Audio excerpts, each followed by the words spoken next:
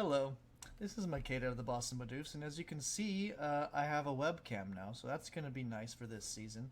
But today, I'm going to be going over my Season 5 YCL Draft. And to preface this, previously, before I joined this league, actually, I was top 8 World Championship qualifications, and I think I got up, the highest I was ever was fifth place on the World Championship rankings.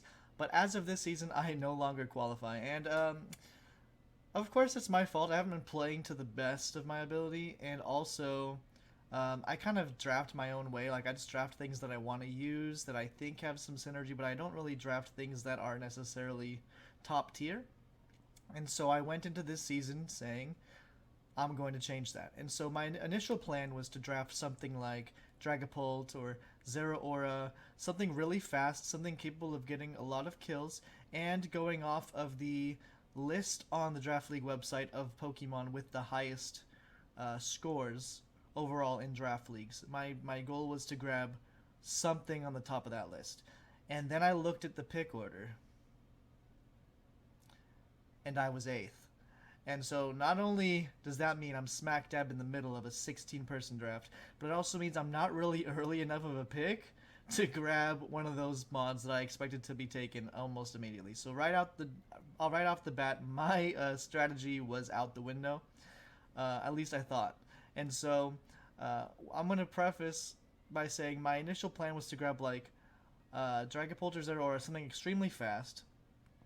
As you could imagine, on the top of that list are both Dragapult and Zero Aura, because the base 142 and 143 speed stats are just insane, allows them to pivot.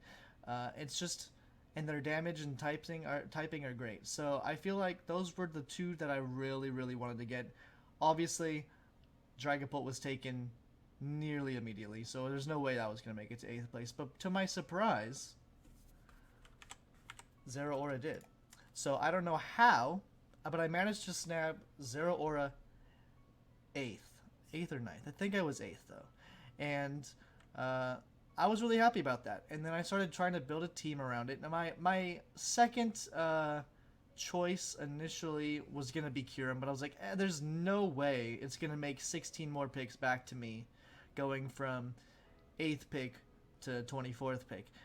Kyurem is just too strong. It's also on that list, but it's like it was also one of the cheaper top tier picks in our draft tier list. So I was like, there's no shot. So when it got back to me, I ended up drafting an early Water and Fairy Primarina. And the reason for that is because, one, I've used Primarina in the past, and I feel like their damage output is just extremely underrated. The only thing that's bad about it is its speed stat. Space 60 is going to be a common trend, as you'll see on my team. And it's just not quite to par, but it is very bulky, so it can take a hit and dish that damage back really hard. And I really like Primarina. It also gives me another pivot because I got Volt Switch on Zera and I got Flip Turn on Primarina. So it's just a really nice duo, I think. Great damage, physical slash special damage core. Not Kyurem. Kyurem would have been ideal, but I mean, like, there's no way Kyurem makes it to 24th, 25th pick. That's just not gonna happen. So I settled with Primarina, and I'm happy with it. I think she's going to be very successful on this team. Next up, I was going to go for like Tangrowth or some bulky wall to help deal with the ground weakness that Zero Aura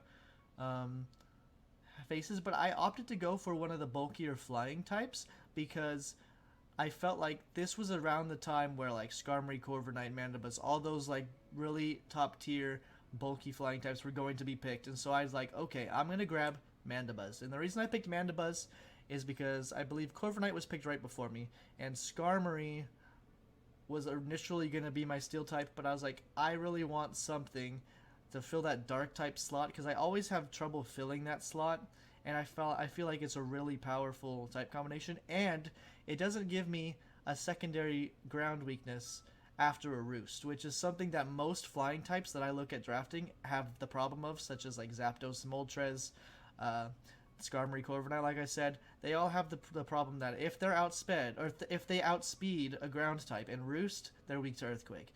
And that's not something that I wanted to have to worry about. Mandibuzz is bulky. It can take even a fighting hit after a Roost. It's just such a great mon. Gives me a knockoff user, another pivot. I have lots of pivots this season, and so I'm really excited to use Mandibuzz. I've never used it in draft. Also gives me a nice defogger. But I just feel like it's just going to be so great. And it was like 9 points, which is really cheap. Zero Aura was 11, Primarina was 9. So I'm just excited to try it out. And this left me kind of as a struggle because I didn't know what I wanted to draft for my Steel type out since I took Mandibuzz over Skarmory. But I feel like I mitigated that later on.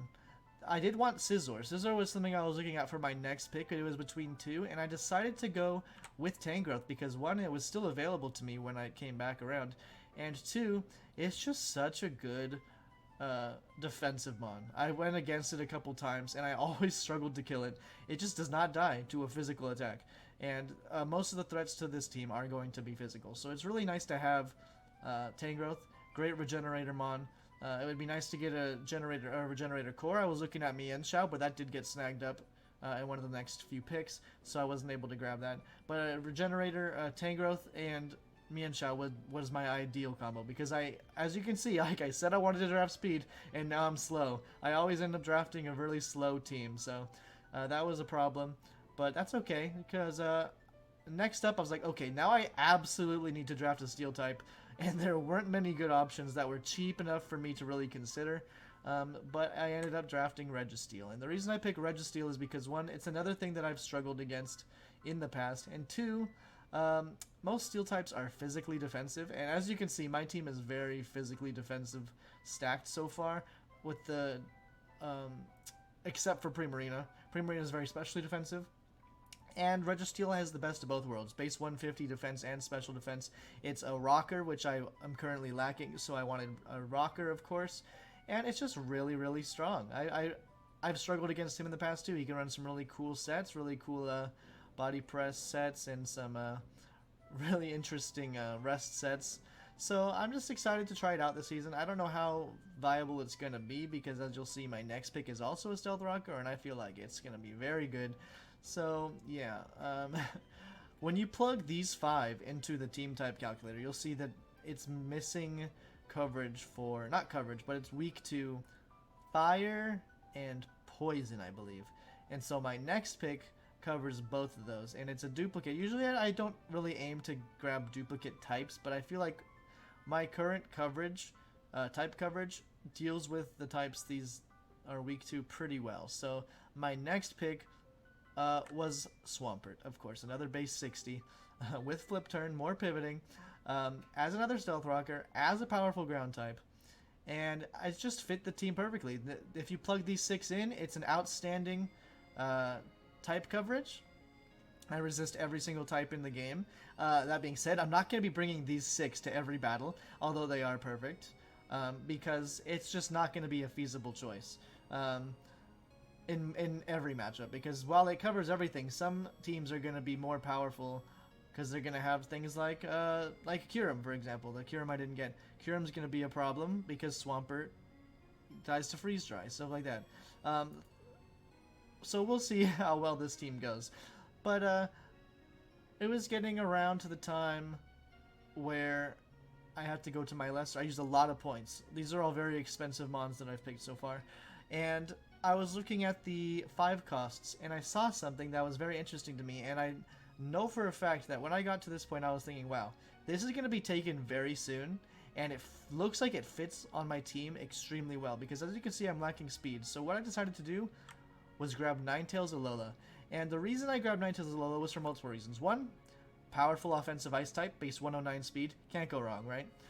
But it also has nice synergy with Mandibuzz, because Mandibuzz gets Overcoat, so it's not afraid of the hail, and it gives me some nice fast special attacker to make up if Primarina turns out not being fast enough or bulky enough to take a hit. Ninetales can deal with a lot of the things that the rest of my team is afraid of, such as ground types. It kills lots of dragon types, and I don't have a lot of good ways to deal with those. Like The ones that I was particularly scared of are like Zygarde and Garchomp, because my team like has no way to. I mean, Tangrowth is good, but it's not going to be able to deal with it every time. Swampert could probably take a hit and Ice Punch, but the point is, it outspeeds them naturally, and gets stab on all dragons, including Zygarde and Garchomp, 4 times weak to ice. So I just felt like this is a very great pick. I already have a fairy, but it gives me a nice alternative. And Hail seems like it's going to work pretty nice on my team. It's not going to be a Hail team by any means, but it's going to be very nice. And next up, as another 5 cost, I thought it was going to be extremely fun to use because I used it in practice last season because my friend was going against a team that had this. And I was like, this is so much fun.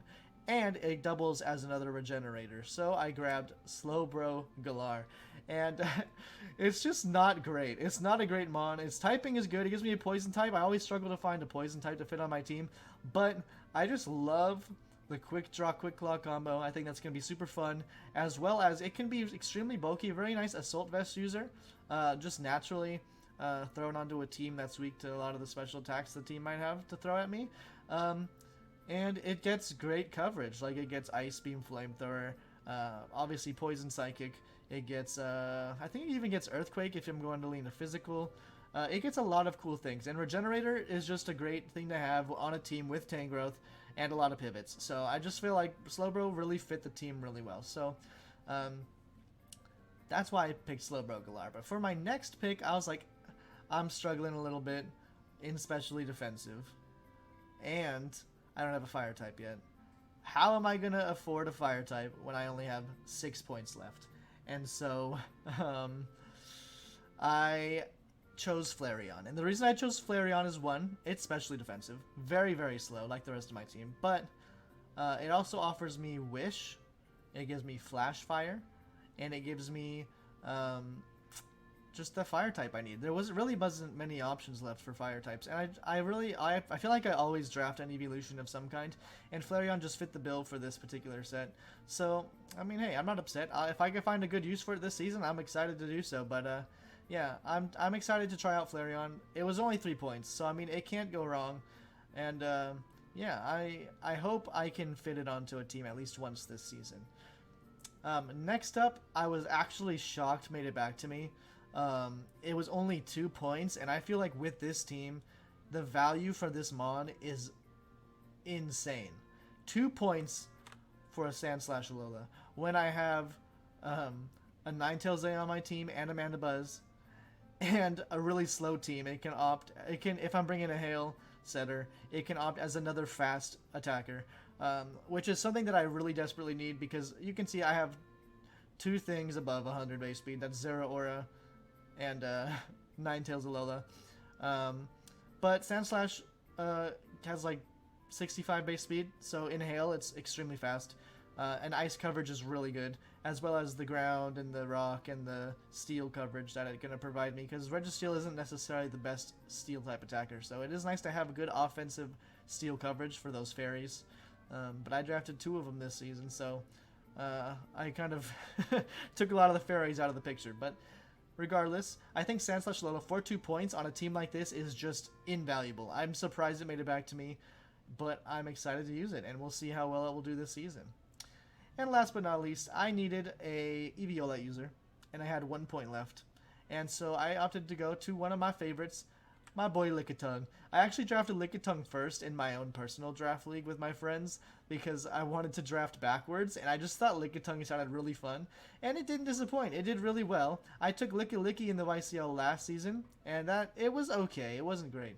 But if I need an Eviolite user, and normal seems to be a good fit on the team against the team that I'm facing, Lickitung is coming, and I feel like Lickitung is strong enough to do what it needs to do. It's not offensive at all, but having the nice status and even the heal bell and the wish, I feel like makes Lickitung really fun. My other option was Shedinja, but Shedinja with Hail, it is not a good combo make, so I opted against it. Although I could go Safety Goggles Shedinja, I feel like there's very few mons that get 0 coverage for Shedinja, so it just wasn't worth it. But yeah, it is what it is. I'm excited to use this team. hopefully you can do well. It's definitely not the most conventional team, not fast like I had intended it to be, but it has enough speed to be threatening and a lot of bulk to back it up. So I hope you guys like my team. Hopefully I can do well this season because I'm very close to qualifying, like extremely close to re-qualifying, I should say, because I did qualify at one point already. So hopefully I do well this season and I can qualify again. My first week opponent is actually someone who I've lost to twice, so I'm going to come at him with a vengeance this week. Badass Frostlass, I'm talking to you. Hopefully my team can catch you by surprise. We'll have to see how that goes. If you win it, you win. But we always have a good match anyway, so it doesn't matter. But my draft analysis for the overall YCL season with HoloKid, we should be releasing on, I'm going to say Wednesday, because this is going to come out on a Saturday. So that Wednesday I'll probably post the power rankings for this season, because then my first week battle will come out that Saturday. So this Saturday, and then Wednesday, and then next Saturday, there should all be a video on this league. So hopefully you guys watch and enjoy. Let me know what you think of my team, if you think I got any value or for anything I should change. Obviously, not everything's available. This is a draft league, but I'm open to all opinions, and let me know what you think. So thanks for watching, and have a wonderful day.